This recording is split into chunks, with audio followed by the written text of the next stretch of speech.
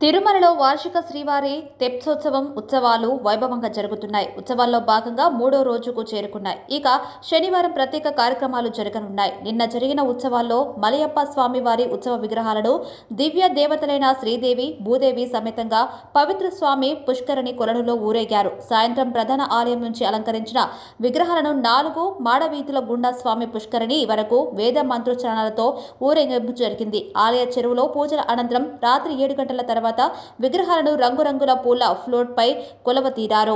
ఆ తర్వాత భక్తులకు దర్శనమిచ్చారు. విగ్రహాలను మోసుకెళ్తున్న ఫ్లోటింగ్ పుష్కరిణి చుట్టూ ప్రదక్షిణలు చేసి స్వామివారి ఆశీస్సులు పొందారు.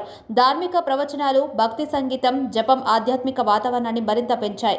వార్షిక తెప్సోత్సవంలో మిగిలిన 2 రోజులు మలయప్ప స్వామి ఊరేగింపు 4 మాడవీధుల్లోనూ పవిత్ర తిరుచి ఉద్యానవన పీఠంపై ఊరేగుతారు. భక్తులను దర్శన భాగ్యం కల్పిస్తూ సాయంత్రం పుష్కరిణి యాత్రకు ముస్తాబవుతాడు.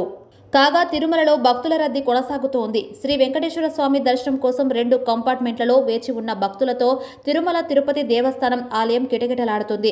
టోకెన్లు లేని భక్తులు సర్వ దర్శనం కోసం 6 గంటల పాటు వేచి చూడాల్సి ఉంటుంది. గత వారం 83,825 మంది భక్తులు వెంకన్నను దర్శించుకోగా 25,690 మంది భక్తులు తలనీలాలు సమర్పించారు. శ్రీవారి హుండీ ఆదాయం 4.57 కోట్ల రూపాయలుగా ఉందని టీటీడీ అధికారులు తెలిపారు. కాగా జూన్ నెల సేవకు సంబంధించిన టికెట్లను టీటీడీ ఇప్పటికే ఆన్లైన్లో విడుదల చేసింది.